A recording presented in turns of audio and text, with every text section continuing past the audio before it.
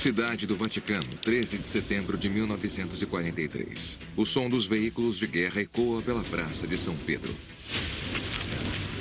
Imagine, as tropas da SS cercando o perímetro do Vaticano. Os alimentos foram apreendidos, as rações reduzidas pela metade, os sistemas de correios cortados. E as linhas telefônicas para Roma foram grampeadas. Independentemente do cerco em curso, o Papa e a Cúria continuaram a governar a Igreja Católica no mundo todo. Pio XII afirmou que estava determinado a ficar em Roma, a menos que fosse tirado à força. Ele era uma peça essencial no palco do mundo. O Vaticano é um país, é um Estado. Mas Hitler tinha planos mais sinistros em mente. O próprio Adolf Hitler designa a Wolf uma missão secreta especial: sequestrar o Papa Pio XII. Eles conseguiriam isso usando uma das estratégias favoritas de Hitler: a enganação. Pegue uma companhia de homens da SS, os vista com uniformes italianos e, desse jeito, eles entrariam no Vaticano. Com o pontífice fora da Santa Sé, os nazistas poderiam então saquear os tesouros do Vaticano. Mas mais importante que isso, eles também teriam acesso a todos aqueles arquivos preciosos. Ele queria encontrar provas que mostrassem que os cristãos haviam usado violência contra os antigos habitantes da Alemanha.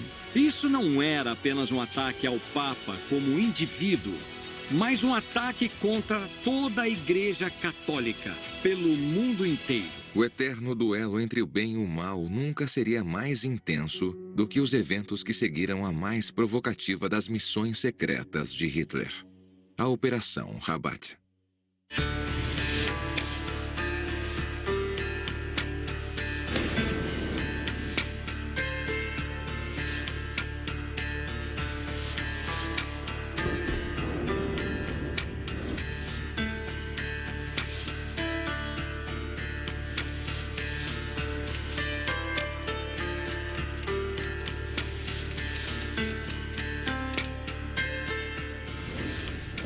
A missão: sequestrar o Papa Pio XII. A data: outubro de 1943. Executado por Karl Wolff.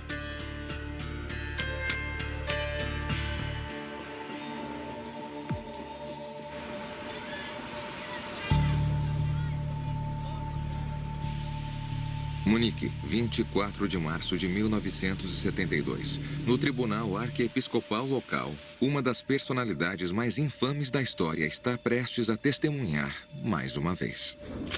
Karl Wolff foi um dos membros sêniores da SS a sobreviver à guerra. E certamente o principal agente da SS a testemunhar nos tribunais de Nuremberg. Desta vez, no entanto, em vez de responder por seus horríveis crimes de guerra, ele está lá para testemunhar em nome de outra figura histórica. Talvez até mais controversa do que ele próprio. O Papa Pio XII foi altamente criticado por não ser mais duro contra os nazistas e o Holocausto. Ele até foi acusado de ser pró-nazismo ou antissemita. A origem de grande parte dessa crítica foi a chamada Lenda Negra e o apelido dado a Pio XII de Papa de Hitler. É totalmente absurdo pensar nele como o Papa de Hitler. Ele nunca foi o Papa de Hitler. Ele sabia o perigo que Hitler representava. Ele lutou contra ele com todas as armas que tinha. E, acima de tudo, ele se dedicou a tentar salvar vidas humanas. Agora, o testemunho de Karl Wolff ajudará a limpar o nome do controverso Papa, revelando um dos segredos mais bem guardados da ocupação alemã da Itália durante a Segunda Guerra Mundial. O plano de deportar o Papa sob o pretexto de salvá-lo ficou conhecido como Operação Rabat. Bom, as operações especiais sempre precisam de um nome, o que pode ajudar a atingir seus objetivos. Então, Eugênio Pacelli, Pio XII. Sequestrá-lo teria sido completamente insano. Sim, porque foi uma ideia formulada por Hitler, só por capricho, porque ele estava com raiva, eu acho. Eu acho que tem razão. Ele ficou sabendo que Mussolini havia sido deposto, que os italianos estavam, na melhor das hipóteses, se tornando neutros. Eles não iriam mais apoiá-lo na guerra.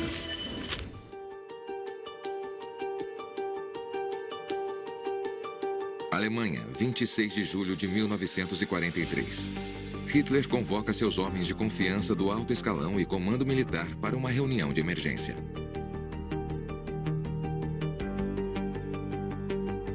No dia anterior, Mussolini foi derrubado do poder e feito prisioneiro pelo novo governo. O novo governo, liderado pelo Marechal Badoglio, procurou romper sua aliança com os nazistas e entrar em um armistício com os aliados. Então Hitler queria lançar 4 operações. 3 para recuperar o controle da Itália e repelir o avanço dos aliados no Mediterrâneo. E a 4ª operação, a Operação Air, que visava libertar Mussolini em um ataque espetacular que se tornaria uma das missões secretas de Hitler mais bem-sucedidas. E além dessas operações, ele acrescentou uma 5ª missão, que depois de tomar Roma, eles deveriam capturar o Papa. Eles fariam isso usando uma das estratégias favoritas de Hitler, a enganação. Então, a ideia era que eles conseguissem uma companhia de homens da SS. Os vestissem com uniformes italianos tirados de prisioneiros de guerra e os fizessem carregar armas italianas. Desse jeito, teriam acesso ao Vaticano. E iriam parecer soldados italianos fazendo isso. Exatamente. Só não sei se iam conseguir falar italiano se fosse preciso. Eu não sei se pensaram nisso.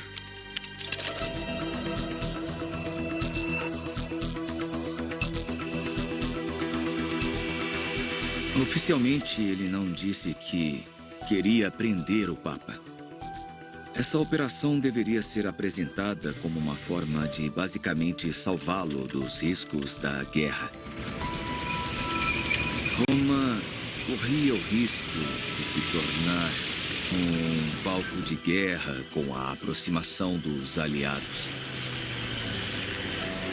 E devemos dizer que, de fato, as bombas lançadas sobre Roma eram americanas, não alemãs.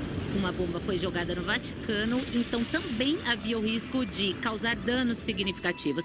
Então esse golpe alemão serviria, pelo menos, como pretexto para levar Pio XII embora e colocá-lo em segurança. O que isso poderia fazer, claro, era dar a Hitler acesso a saquear todos os tesouros do Vaticano. Mas havia um prêmio mais importante do que isso, que eram todos esses arquivos preciosos.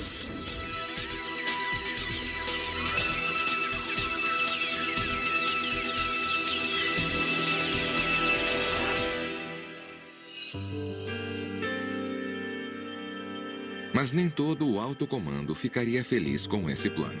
Sequestrar o Papa significava guerra total e o pior ataque possível contra a Igreja e a religião católica. O que os católicos alemães teriam dito? Muitos dos colaboradores de Hitler disseram que o próprio Wolf se lembra disso. Que era incerto como os católicos reagiriam em um momento em que o consentimento dos católicos era necessário. Como ministro da propaganda, Joseph Goebbels escreveu em seu diário: Ribbentrop e eu nos opusemos ao plano com maior ênfase devido ao efeito que nossas medidas teriam na opinião mundial. Goebbels conhecia Hitler muito bem. E ele sabia que a verdadeira razão, a verdadeira motivação para essa trama era, na verdade, baseada em uma espécie de rivalidade pessoal com Pio XII. E isso remonta a muito tempo, quando os dois homens, francamente, só poderiam ter sonhado que um dia se tornariam dois dos homens mais poderosos do mundo. O futuro Papa Pio XII nasceu como Eugênio Pacelli em Roma, Itália, em 2 de março de 1876. Eugênio Pacelli foi um sacerdote romano e diplomata da Cúria Romana que, a partir de 1917, quando recebeu a consagração como arcebispo, se tornou núncio primeiro em Munique e depois se mudou para Berlim. Enquanto estava em Munique, ele viu o nascimento do nazismo.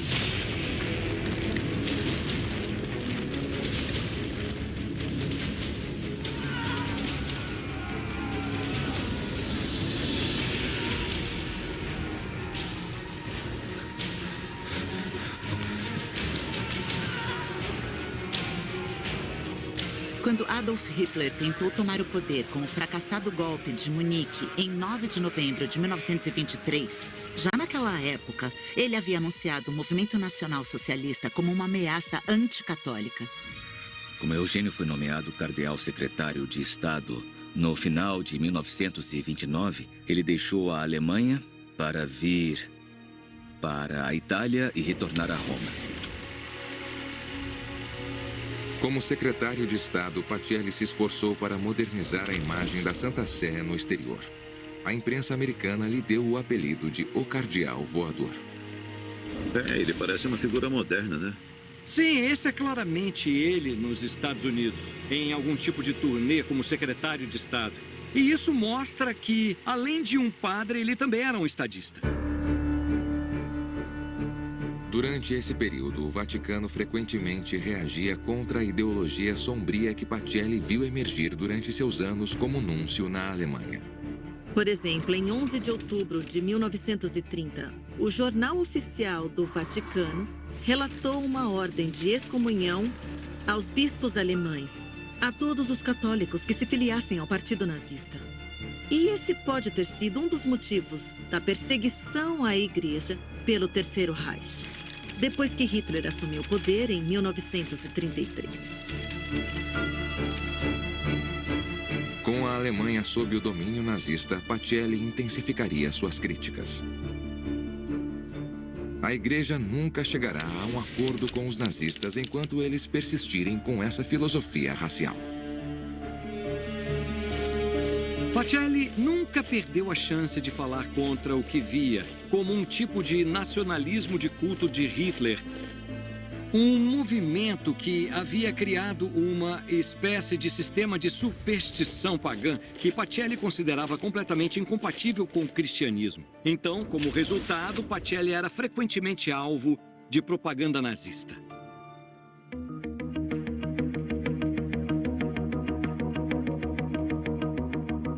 Em 1937, Pacelli estaria envolvido em uma controversa carta encíclica, publicada pelo Papa Pio XI, que criticava a Alemanha por seus maus tratos aos cristãos na Alemanha. Ela é, até hoje, a única carta encíclica da Igreja Católica que foi escrita no original alemão. O texto foi escrito por dois cardeais alemães juntamente com Pacelli. E Pacelli escreveu as notas. Ela foi escrita em segredo, foi impressa em segredo e também circulou em segredo. Então foi distribuída por um canal de pessoas de confiança a todos os párocos alemães que deviam lê-la no mesmo dia, 12 de março de 1937. Na data que correspondia ao Domingo de Ramos, em todas as igrejas da Alemanha, de alguma forma, o regime nazista se deparou com a surpresa desse texto que não pôde controlar, que não pôde ler previamente. Operações assim nunca teriam sido bem-sucedidas novamente, porque Hitler também aumentaria seu controle sobre a Igreja Católica.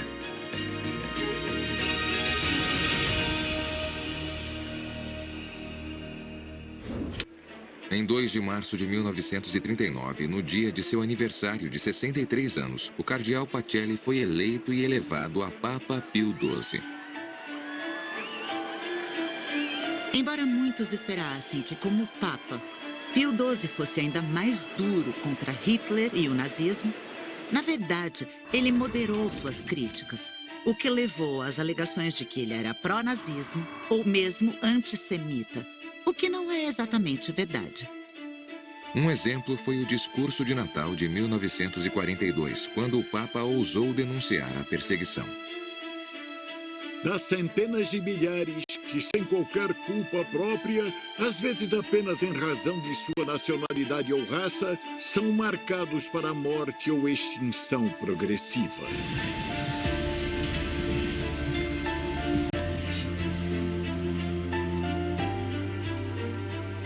E é claro que, a essa altura, a relação entre o Hitler e o Papa havia deteriorado. Tinha muita tensão.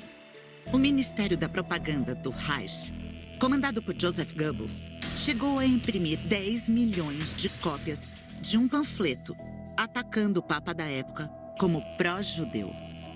Esses dois homens eram inimigos ferozes, sabe? O Papa odiava Hitler, não apenas por sua desumanidade, mas também porque Hitler representava ameaça a toda a estrutura da Igreja Católica.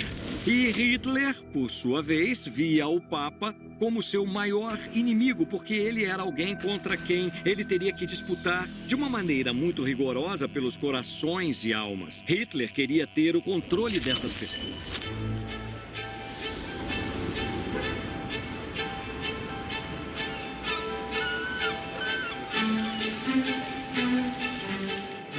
Devemos lembrar que é verdade que o Papa fala com a voz de 1 milhão de católicos, mas esses católicos estão divididos entre várias nações. Eles podem ter confrontos entre si e, às vezes, até estar envolvidos com ideologias belicistas.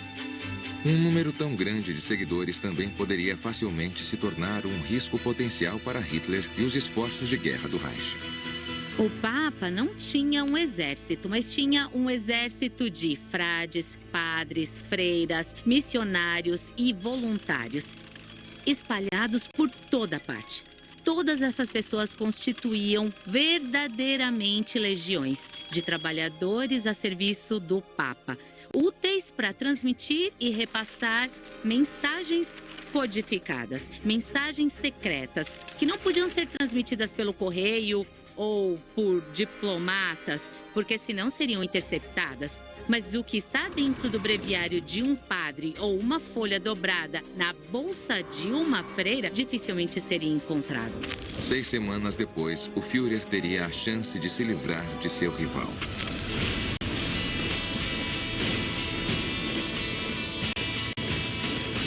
Em 10 de setembro de 1943, as tropas alemãs entraram em Roma, assumindo o controle da capital italiana. Tanto o rei italiano quanto o novo governo fugiram da cidade, a deixando-a à mercê dos nazistas. A ocupação de Roma foi realizada pela Operação Aleric. 2 dias depois, um comando de planadores da SS, comandado pelo notório oficial de inteligência Otto Skorzeny, retiraria Mussolini do cativeiro. Il Duce agora estava livre para recuperar o poder, como líder de um novo estado fantoche, estabelecido no norte da Itália, ocupado pelos nazistas, com a capital em Fasano, perto de Salò. E para garantir que o Mussolini obedecesse, Hitler contaria com o apoio de um de seus homens de maior confiança, Karl Wolff. Wolff era membro do Partido Nazista desde julho de 1931 e ingressou na SS apenas alguns meses depois. Graças a seus contatos no mundo bancário, ele subiria de escalão rapidamente até se tornar o oficial de ligação do Hitler. Em 13 de setembro de 1943, o telefone de Wolff tocou. Do outro lado da linha, seu superior Heinrich Himmler ordena que ele vá imediatamente se encontrar com o Führer. Mais tarde, Wolff foi ao encontro de Hitler. O Führer o nomeou líder supremo da polícia SS da recém-criada República Social Italiana, liderada pelo libertado Benito Mussolini. Depois disso, Hitler fez uma segunda oferta. Eu quero que você e suas tropas ocupem a cidade do Vaticano o mais rápido possível.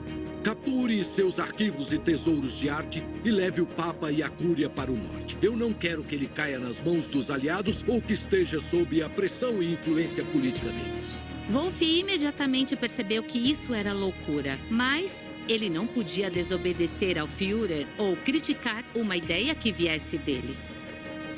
Apesar de sua apreensão, Wolff encontra uma grande oportunidade para si mesmo. Karl Wolff tinha sido promovido dentro da SS, alto bastante para estar profundamente envolvido em todos os crimes contra a humanidade cometidos pela SS, incluindo, é claro, o Holocausto. Na verdade, o papel dele no transporte de judeus para campos de extermínio foi amplamente comprovado. Sob sua autoridade, Wolff assinou várias ordens e cartas incriminatórias, algumas delas assustadoras. Eu notei com particular prazer seu relato de que há 14 dias, um trem passa diariamente com membros do povo escolhido para Treblinka. Eu fiz contato com as agências participantes para que seja garantida uma implementação segura de toda a ação.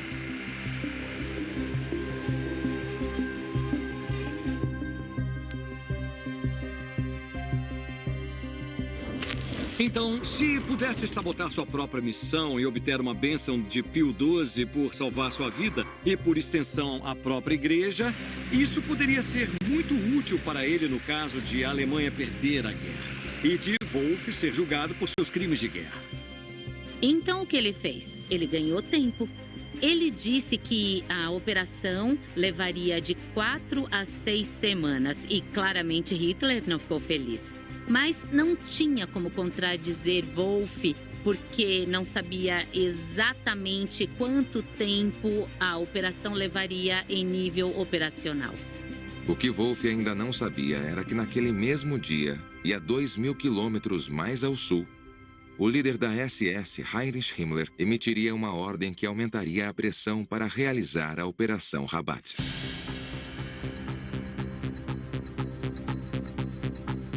Soldados alemães em trajes de batalha completos, armados com armas antitanque e submetralhadoras, de repente saltaram de caminhões militares e assumiram posições na Praça São Pedro, ao longo da fronteira com a cidade do Vaticano. De acordo com o relatório secreto da SS, a proteção da cidade-estado do Vaticano foi assumida pelas tropas alemãs. O Papa está agora mais perto de Himmler do que de Himmel. Himmel significa céu em alemão.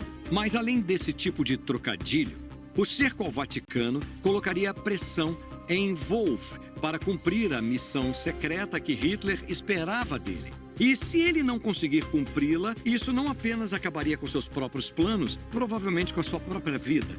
E assim como precaução, o que Wolff tinha que fazer era preparar um plano de sequestro para o caso dele ter que ir até o fim. Wolff se mudou para a Itália no final de setembro de 1943. Antes de se estabelecer para assumir seu novo comando na capital recém-criada em Salò, ele fez uma parada de reconhecimento em Roma para se preparar para a missão secreta de Hitler. Como acontecia com muitas ordens de Hitler, nenhum documento oficial ou ultra-secreto foi encontrado sobre esse plano. A maior parte do que sabemos hoje foi tirada dos depoimentos daqueles que estiveram envolvidos na trama, assim como daqueles que a sabotaram. Nós também guardamos os documentos, como um relatório em particular do oficial federal de Como, Paolo Porta, que descrevia como o sequestro do Papa teria sido realizado operacionalmente. Então, foi um planejamento muito elaborado. O plano previa que soldados da divisão de cavalaria SS e Florian Geyer, disfarçados em uniformes italianos, invadissem o Vaticano protegidos pela noite. Então você teria visto um esquadrão de italianos entrando no Vaticano com violência e rompendo as defesas que o Vaticano tinha. Havia a guarda nobre papal, mas não a guarda suíça. E eles não tinham um contingente capaz de oferecer resistência séria. Algo como 2.000 homens fechando todas as saídas do Vaticano e depois ocupando a estação de rádio do Vaticano. E então, prenderiam o Papa e prenderiam todos seus cardeais. Em seguida, tropas da divisão Panzer de Hermann Göring invadiram o Vaticano para resgatar o pontífice. Mataram os homens disfarçados da SS, supondo que fossem assassinos italianos em vez de compatriotas da SS, sem nenhuma testemunha.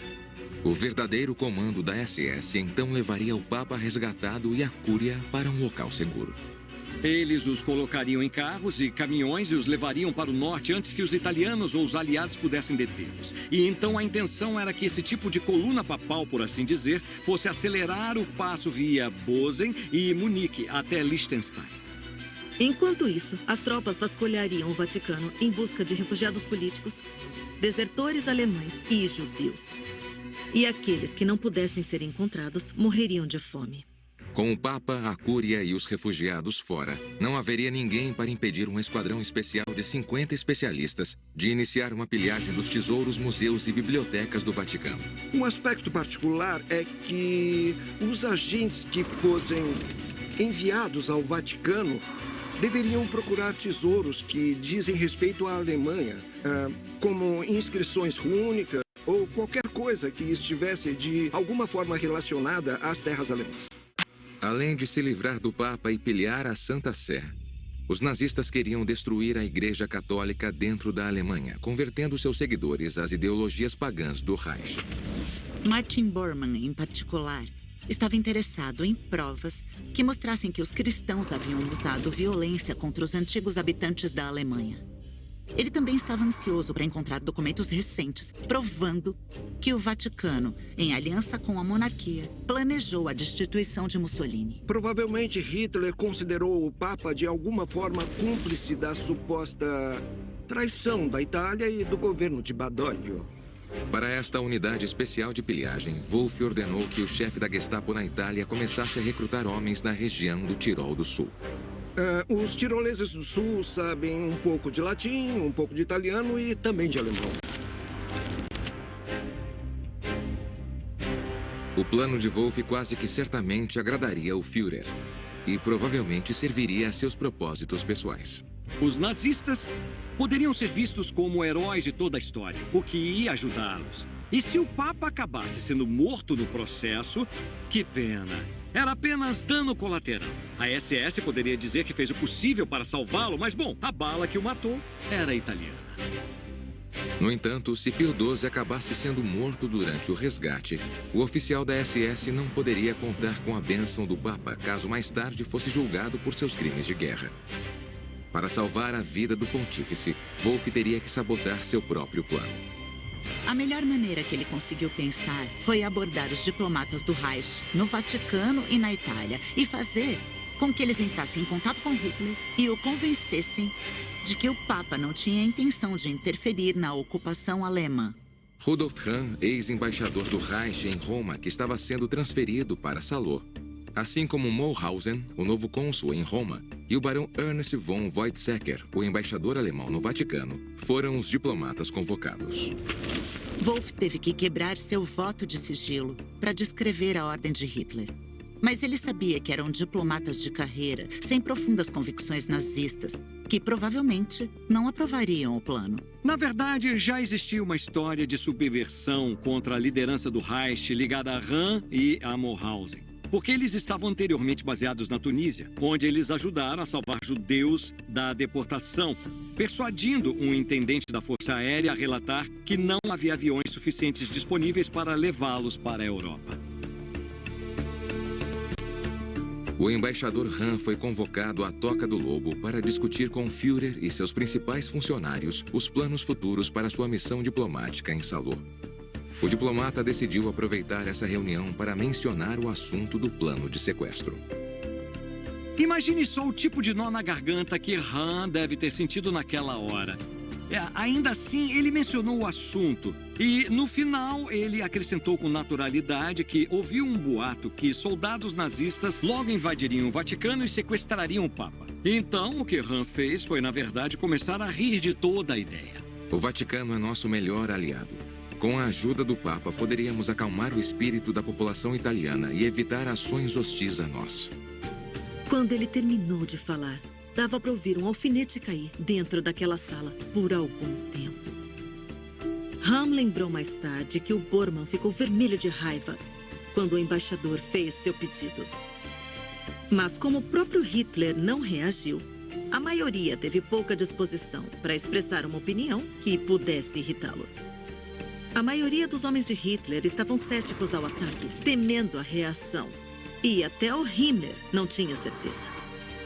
Hahn deixou a reunião esperando ter causado uma boa impressão, não apenas em Hitler, mas também entre a elite nazista.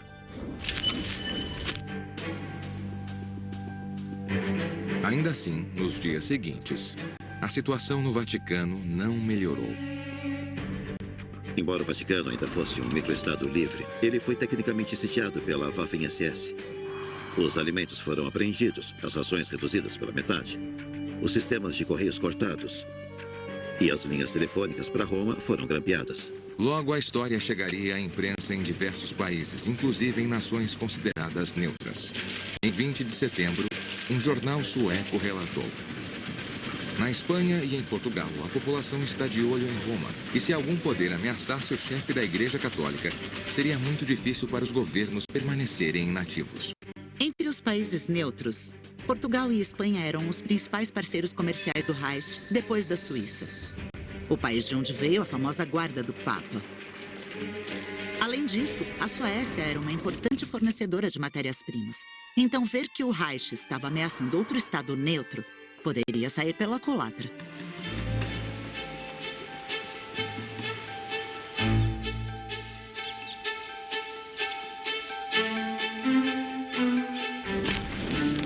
Então, o presidente Roosevelt declarou em 1º de outubro que a marcha dos aliados para o norte tinha o objetivo de liberar Roma, o Vaticano e o Papa. E assim, ao manter o Vaticano cercado, os alemães estavam, na verdade, dando uma oportunidade de ouro aos aliados de resgatar o Papa e também de pintar a imagem dos nazistas como vilões. Em 4 de outubro, o ministro das Relações Exteriores nazista Ribbentrop telegrafou a Weizsäcker ordenando que se aproximasse do Papa com a seguinte declaração: reafirma-se que a soberania e a integridade territorial do Vaticano serão respeitadas e que as tropas alemãs em Roma se comportarão de acordo. O embaixador no Vaticano, Weizsäcker, foi mais esperto. Ele encaminhou informações sobre o plano de sequestro para Sefton Delmer, chefe da operação de inteligência britânica da Rádio Falsa. O que a Rádio Falsa fazia era produzir programas que supostamente se originaram de dentro da Alemanha, mas na verdade eram transmitidos de Londres. Então era uma rede totalmente falsificada que se passava por real, mas operada por membros da Boa Wehrmacht, alemães leais, dedicados à pátria, mas incomodados pelo autoritarismo fanático do nazismo. Em 7 de outubro de 1943, uma rede de rádio falsa fingindo ser a nova República Socialista Italiana transmitiu. Na Alemanha estão sendo preparados alojamentos para o Papa. Logo, essas ondas curtas da rádio falsa se transformariam em ondas de choque. No mesmo dia da transmissão, Wolff se encontrou com Hitler novamente no quartel-general do Führer, na Prússia Oriental. Ele fingiu estar surpreso com a notícia transmitida e aparentemente alertou Hitler de que isso poderia provocar o Papa a falar e causar alvoroço nas ruas de Roma e outras cidades italianas. A transmissão também chegou ao Vaticano. Em 9 de outubro, Pio XII pediu para se encontrar com Weizsäcker. O Papa disse ao embaixador do Reich que ouviu um boato de italianos sérios que haviam sido informados por um alemão de alto escalão. Pio XII afirmou que estava determinado a ficar em Roma, a menos que fosse tirado à força. Tem outro ponto que eu quero destacar, é que o Papa Pio XII sempre disse: se você me sequestrar, não fará diferença. E por quê? Simplesmente porque ele se tornaria um padre comum se fosse sequestrado. Pio XII havia escrito uma carta, um documento que provavelmente havia sido confiado ao patriarca de Lisboa. Devemos lembrar que Portugal, naquela época, era um país neutro, que não participou da guerra. E nesse documento estava escrito que caso o Papa tivesse sido deportado, os cardeais deveriam se sentir livres para se reunir em outro país, em um país neutro, e eleger um novo Papa, porque o antigo voltaria a ser o cardeal Pacelli. E isso significava que se Hitler tivesse capturado o Papa, ele não teria o Papa em suas mãos, mas apenas um cardeal.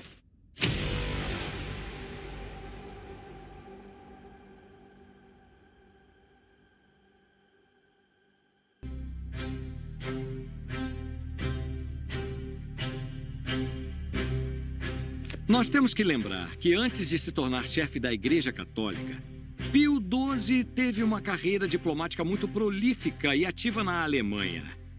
E então ele tinha as mesmas habilidades de negociação que Weizsäcker. Pio XII não fez nenhuma menção ao embaixador alemão sobre seu plano reserva. Ele simplesmente perguntou por quanto tempo seus bispos deveriam manter as malas prontas. Weizsäcker respondeu que não sabia, mas pediu ao Papa que não provocasse o Hitler. Pio expressou a esperança de que o embaixador pudesse usar sua influência no assunto. Weizsäcker respondeu que poderia, mas apenas se Pio elogiasse publicamente o comportamento nazista. Pio XII afirmou que, se Berlim prometesse não tomar nenhuma ação hostil aos interesses do Vaticano no futuro, o Vaticano concordaria com o pedido do embaixador. Enquanto isso, além das linhas inimigas, a notícia da transmissão falsa se espalhava rapidamente. Em 10 de outubro, um comentarista da BBC cita a transmissão falsa de Salô, que sugere que Pio poderia ser sequestrado. E, na verdade, vincula essa transmissão ao encontro do embaixador com o Papa no dia anterior.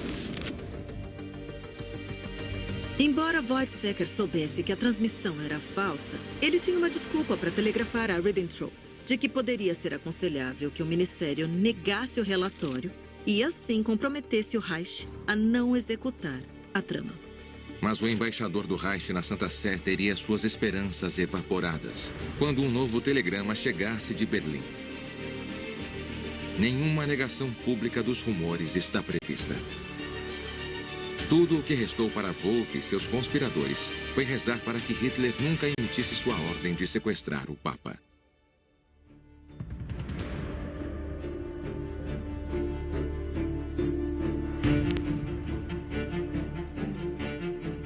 Mas em 16 de outubro de 1943, eles receberiam as piores notícias possíveis. A Gestapo em Roma começou a prender os judeus locais.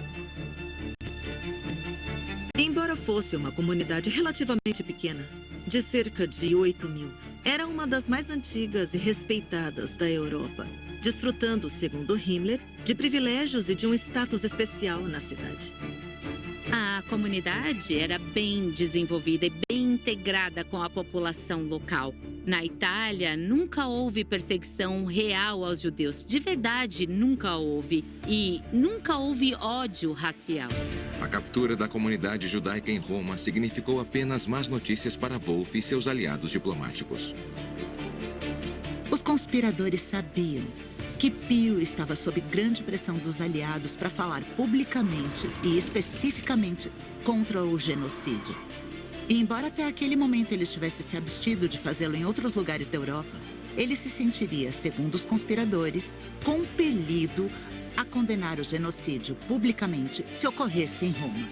Basicamente, bem debaixo da sua janela. O que isso fez foi aumentar a pressão sobre os conspiradores, porque, além de interceder pelo Papa e pelo Vaticano, eles também teriam que tentar encontrar algum tipo de justificativa razoável para evitar a deportação de todos esses judeus romanos.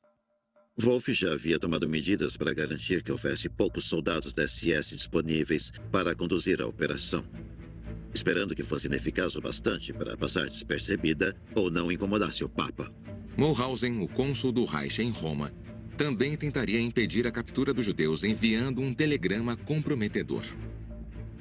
O tenente-coronel Kappler recebeu ordens de Berlim para apreender os 8.000 residentes judeus de Roma e transportá-los para o norte da Itália, onde serão liquidados.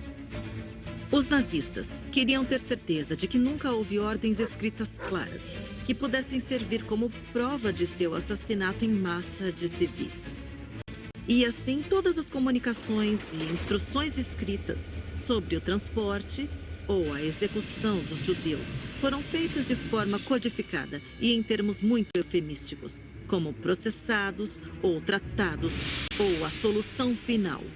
E palavras como executar ou então liquidar eram totalmente proibidas. Em entrevistas que deu após a guerra, Mulhausen afirma que usou deliberadamente a palavra proibida liquidar, na esperança de assustar seus superiores e fazê-los cancelar toda essa captura. No entanto, a ação de Mulhausen teve efeito reverso e desencadearia uma resposta dura de Berlim. De acordo com as instruções do Führer, os 8.000 residentes judeus de Roma devem ser transferidos como reféns para Mauthausen. O ministro das Relações Exteriores do Reich ordena que instruam Hahn e Mulhausen a não interferir neste assunto de jeito nenhum e deixá-lo para a SS.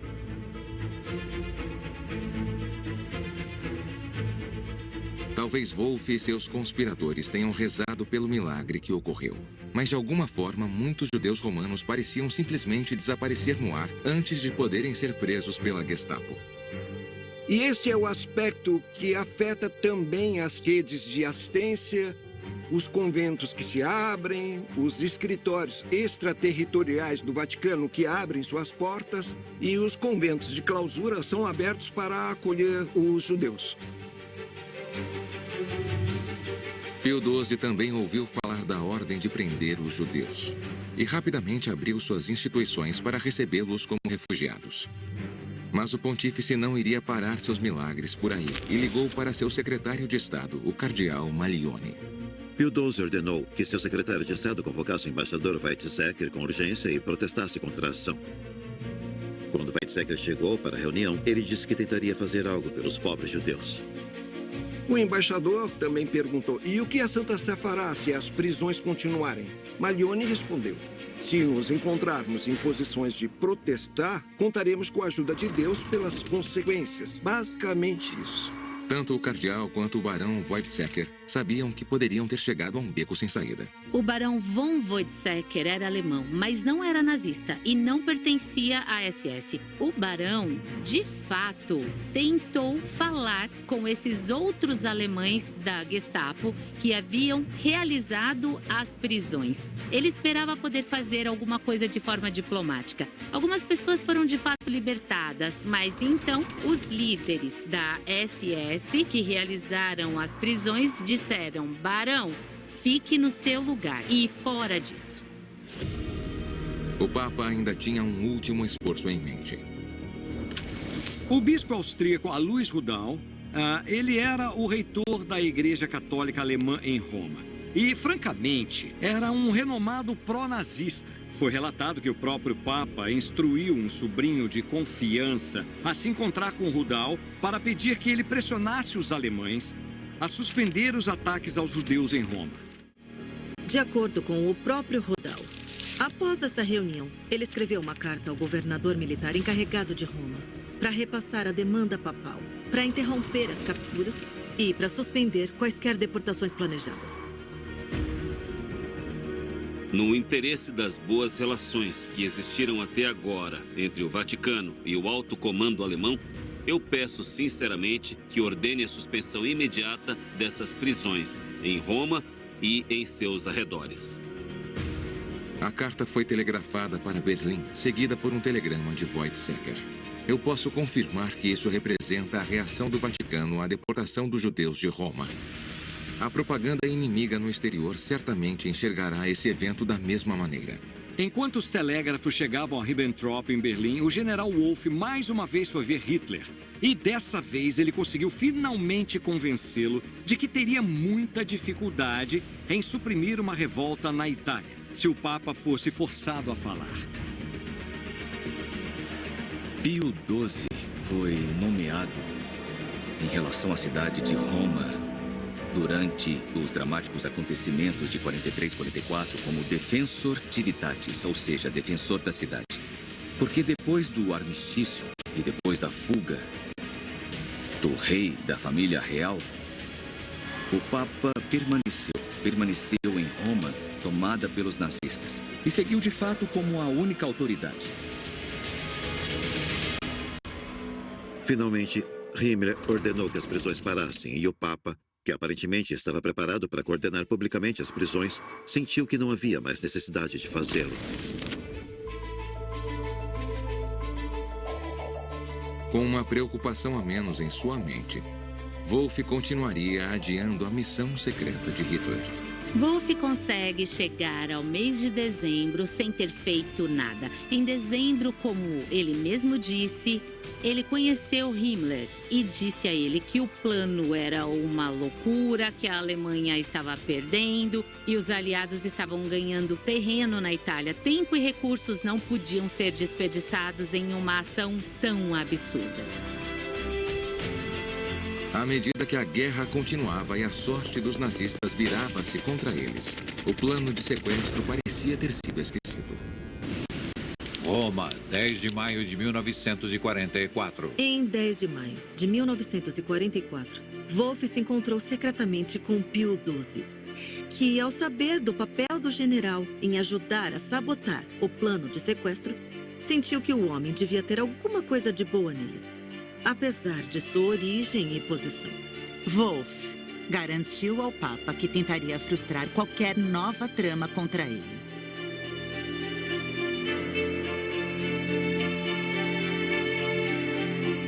Karl Wolff não precisaria da bênção do Papa depois da guerra. Ele usou essa situação como chance para virar um mocinho. É, exatamente. Se você quer ser o mocinho da Itália, você salva o Papa. Trabalho feito. Isso é muito cínico, mas inteligente. Bom, então, nesse caso, ele já tinha negociado com os americanos. Wolff passaria as últimas semanas da guerra na Suíça, negociando com o serviço secreto americano a capitulação de todas as forças de ocupação nazista sob seu comando na Itália.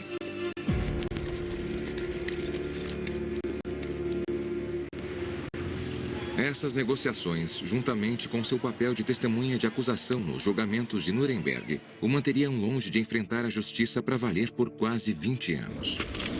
Mas em 1964, ele seria julgado por seu envolvimento no transporte de judeus para Treblinka e condenado a 15 anos de prisão. Em 1971, após sofrer um ataque cardíaco, ele foi libertado. Ele viveu o suficiente para testemunhar uma última vez, a fim de limpar a reputação de um homem cuja vida ele pode ter salvado. Há muitos estudiosos que duvidam que esse plano tenha sido realmente concebido e até duvidam que essa carta tenha existido. E isso se deve principalmente a muitas inconsistências. Um exemplo é o fato de que a divisão Florian-Geyer estava lutando na frente oriental e então dificilmente ela seria usada na Itália. Acredito que Wolff depôs sob juramento para um caso de canonização. Talvez a memória dele não fosse a mais fiel. Talvez ele possa ter exagerado em seu papel de mocinho. Mas certamente nós sabemos que não há dúvidas de que Hitler pode ter considerado a existência de tal plano. A missão: sequestrar o Papa Pio XII. A data: outubro de 1943. O depoimento de Karl Wolff, o cerco nazista ao Vaticano, a libertação de Roma pelos aliados e a turbulência na Itália em 1943 fazem da Operação Rabat uma das mais controversas e enigmáticas missões secretas de Hitler. Aqueles encarregados de realizá-la acabariam se recusando a executá-la.